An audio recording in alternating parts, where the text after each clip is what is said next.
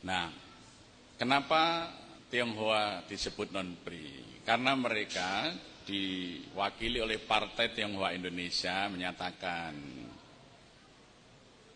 kami orang Tionghoa tidak mengenal akan bangsa. Hati orang Tionghoa itu seluas sungai Yangtze, sungai yang paling luas di seluruh muka bumi. Maka bagi kami tidak ada yang namanya bangsa. Maka sekiranya negara ini merdeka, kami akan menjadi warga negara, tapi tidak menjadi bangsa Indonesia. Dan karena ikatan kami dengan negeri leluhur secara budaya sangat kuat, izinkan kami juga masih mengikatkan diri dengan negeri leluhur itu. Maka perkenankan kami memiliki dua kewarganegaraan. Sementara Partai Arab Indonesia, juru bicaranya Abdurrahman Baswedan bercerita, nenek moyang kami dulu datang dari Hadramaut, tidak membawa istri. Mereka menikah dengan orang-orang pribumi, kami ini lahir dari laki-laki Arab dan perempuan-perempuan pribumi. Kami makan tidak lagi dengan daging-daging onta, kami sudah makan dengan makanan-makanan setempat. Yang saya dan kami semua minum adalah airnya Indonesia. Maka sesungguhnya kami adalah bangsa Indonesia. Maka pada tanggal 9 Agustus 1945 BPUPK, aslinya tidak pakai I, belum ada kata Indonesia di situ, atau Dogoritsu Jumbejo Sake, menetapkan suku bangsa Arab adalah suku bangsa asli Indonesia. Itu ditetapkan tanggal 9 Agustus 1945 oleh Badan Usaha Persiapan Penyelidik Usaha Persiapan Kemerdekaan Indonesia. Maka kemudian setelah Indonesia merdeka, tahun 55 dari permintaan ini, Bung Karno ketemu Chu Enlai, Perdana Menteri RRC, membuat kesepahaman orang Tionghoa di Indonesia harus diberi hak dui kewarganegaraan. Bung Karno mensyaratkan boleh, tapi dia juga warga negara Indonesia harus pakai nama Indonesia. Sebagai warga negara Cina silahkan dia pakai bahasa Cina. Maka dikeluarkan keputusan presiden tahun 55, orang Cina harus memiliki dua nama. Ya, maka misalnya Sudono Salim, itu nama Indonesianya, nama Cinanya Lim Swee Leong. Basuki Cahaya Purnama, nama Indonesianya, bahasa Cinanya singkatannya Ahok. Itu karena itu mereka tidak mau jadi bangsa Indonesia, mereka hanya mau jadi warga negara, itu pun meminta dui kewarganegaraan. Ini semua otentik, ini sejarah kita bisa buka ya. Nah, sampai orang Cina keberatan kalau harus pakai nama Indonesia. Maka seorang tokoh Cina di Jakarta terpaksa berganti nama karena itu peraturan pemerintah. Dia menamai dirinya Kasnawi karena Dipanegara. Bekas Cina Betawi tukar nama karena dipaksa negara. Jadi sebagai kritiknya terhadap keputusan presiden yang harus dua nama, dia memberi namanya sendiri Kasnawi karena Dipanegara. Bekas Cina Betawi tukar nama karena dipaksa negara. Nah, maka muncullah kewarganegaraan untuk Cina itu non-PRI.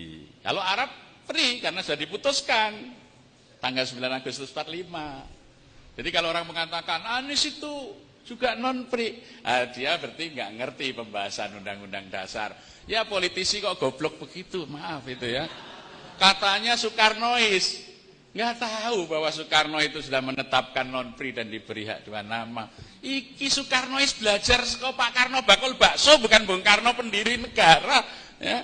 Keliru, Soekarnoismenya Soekarno tukang beca atau Soekarno bakul bakso. Kalau Soekarno itu pendiri negara, ini aturannya. Goblok men jadi pengikut Soekarno. Ya, ini.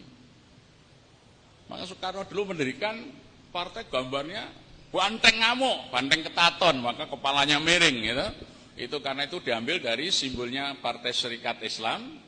Dulu SI itu gambarnya banteng ketaton, ya, kemudian dikelilingi bintang, belakangnya bumi yang diikat dengan tali, ya, dengan tulisan Joyo Kuwoso. Nah, kalau berhasil kita akan berkuasa.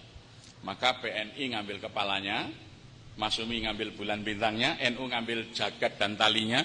Itu semuanya diambil dari simbolnya Serikat Islam. Maka Cokroaminoto itu disebut Bapak Negara Indonesia. Semua partai politik ngambil simbolnya dari simbol Serikat Islam. Nggak ada yang tidak. Baru sekarang ini saja karena jajahan Amerika pakai simbol Amerika, 3 berlian. Namanya juga Demokrat, ya toh? Ada yang ngambil dari mana partai ini? Ada yang ngambil dari Timur Tengah namanya Partai Kebangkitan, ya toh? Itu kan Ba'as, itu Partai Al-Ba'as di Irak. Jadi kita ini karena mental jajan, nama partai aja harus diimpor gitu ya. Simbolnya diimpor. Sekarang tidak banteng yang ngamuk membela rakyat. Sekarang limusin kelihatannya atau simental. Ya, gambarnya itu gemuk itu. Nah, tidak lagi.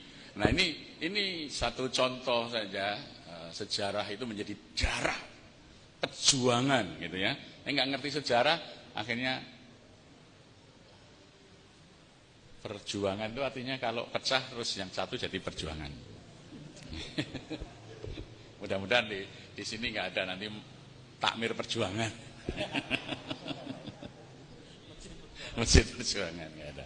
Nah, jadi itu kita lihat. Jadi ini semuanya historis.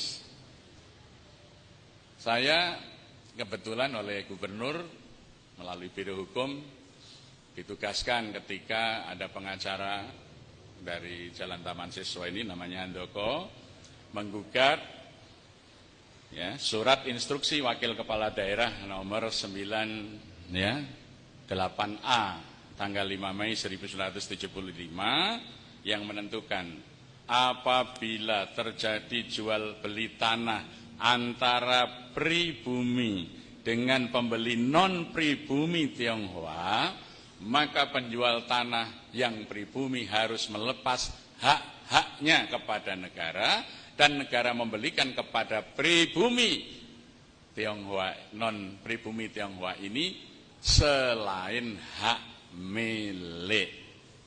Maka sampai hari ini di Yogyakarta non pri Tionghoa tidak bisa memiliki hak milik tanah. Ini digugat di Mahkamah Agung. Saya yang kebetulan ditugaskan oleh Biro Hukum bersama Pak Acil sebagai pengacara, saya yang diminta membuat eksepsinya. Alhamdulillah sudah menang, ditetapkan ini masih berlaku, sudah inkrah. Kemudian datang Komnas HAM meminta ini mau dicabut, minta Sultan. Saya kebetulan juga diminta mendampingi. Kemudian terakhir kemarin Ombudsman RI dan Kementerian Dalam Negeri. Saya waktu itu sedang mengantar tamu dari Malaysia, ditelepon oleh Pak Sekda, Pak Kiai tolong ikut menemui Kemendagri dan Ombudsman RI untuk menjelaskan tentang diskriminasi kepemilikan tanah. Nah, ketika saya uraikan, saya jelaskan sejarahnya itu sejak HB2, itu kemudian malah utusan dari Kemendagri dan Ombudsman itu, wah kalau begitu ini malah harus diperkuat, gitu ya. Alhamdulillah. Tapi sekarang Handoko mengajukan gugatan, saya beritahu baru minggu yang lalu oleh Biro Hukum, mengajukan gugatan di Pengadilan Negeri. Apa gugatnya? Minta supaya pemerintah DIY membayar biaya perkara karena dia disuruh membayar biaya perkara 5 juta ketika mengajukan ke Mahkamah Agung. Maunya, lawang saya kalah kok suruh bayar, yang bayar ini mengajukan gugatan di Pengadilan Negeri Yogyakarta. Ini belum kita hadapi. Kemudian belum ada panggilan sidang ya, dan kemudian di belakangnya juga masih mempersoalkan kekalahannya itu. Ya, ini sudah bertentangan dengan Undang-Undang Dasar dengan ini. Mereka nggak tahu Undang-Undang Dasar itu ada latar belakangnya tadi. Bukan kita ini memisahkan orang Tionghoa sendiri yang tidak mau menjadi bangsa Indonesia. Sekali lagi, orang Tionghoa sendiri yang menolak dimasukkan sedalam golongan bangsa Indonesia karena mereka merasa lebih tinggi, Maka mereka nggak mau tinggal di kampung-kampung, di desa-desa. Mereka mesti tinggal di kawasan mereka sendiri. Mereka itu merasa tetap sebagai bangsa lebih tinggi dari pribumi. Ya. Coba ada nggak di desa sampean orang Tionghoa yang berbaur dengan masyarakat tinggal di kampung? Ya, itu. Maka mereka nggak mau jadi bangsa Indonesia karena memandang bangsa Indonesia itu rendah.